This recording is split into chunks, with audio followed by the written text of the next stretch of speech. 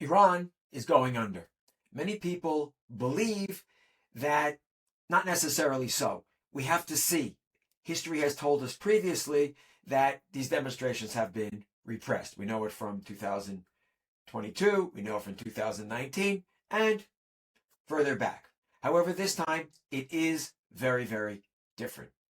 What you have here is regime failure and collapse. The economy, as we all know, right, $1 is worth 1.4 million rial, and the currency is basically worthless. Beyond that, the demonstrations are not just about the economy.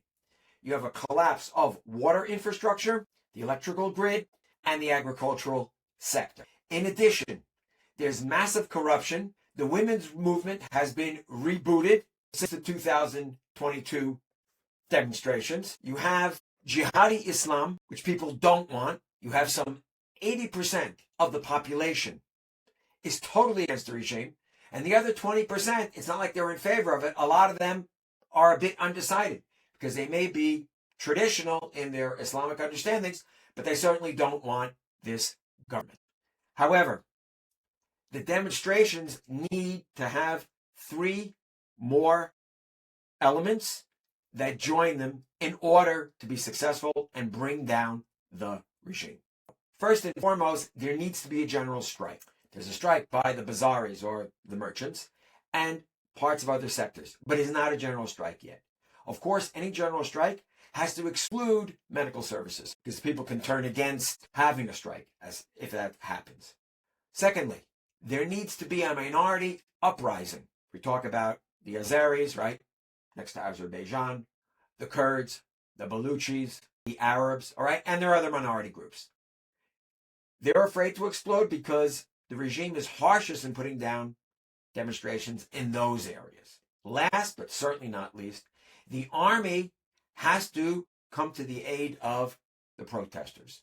For sure, the upper brass won't do it, but middle-ranking officers and soldiers themselves, who, if put out there to halt the demonstrators, and they haven't been out there confronting the protesters yet, but if so, they have to refuse orders and hopefully move over to the side of the demonstrators.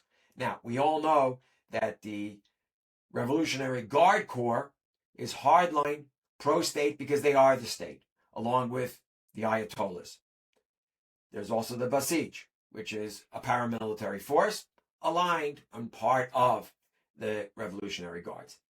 They're the ones that need to be outnumbered, overwhelmed, and crushed. And let's remember something. They're also married to the population. They live amongst the population, although the Guard Corps, many of their commanders are, of course, in the better neighborhoods in Tehran. But it doesn't matter. When the regime goes under, there will need to be mass reconstruction and help from the West in particular, because they're the ones who have money, whether it's Europe, the United States, Canada, and you could throw into that Japan as well. Okay. But whoever takes over will have to agree to give up the entire nuclear program as well as ballistic missiles.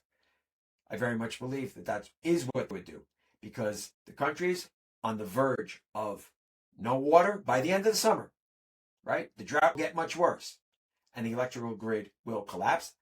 Obviously, agricultural production will be even worse than it was in the previous year. So one of the big questions being asked now is, will the Iranians attack Israel, right, the Ayatollahs, before they go under? It's definitely a possibility.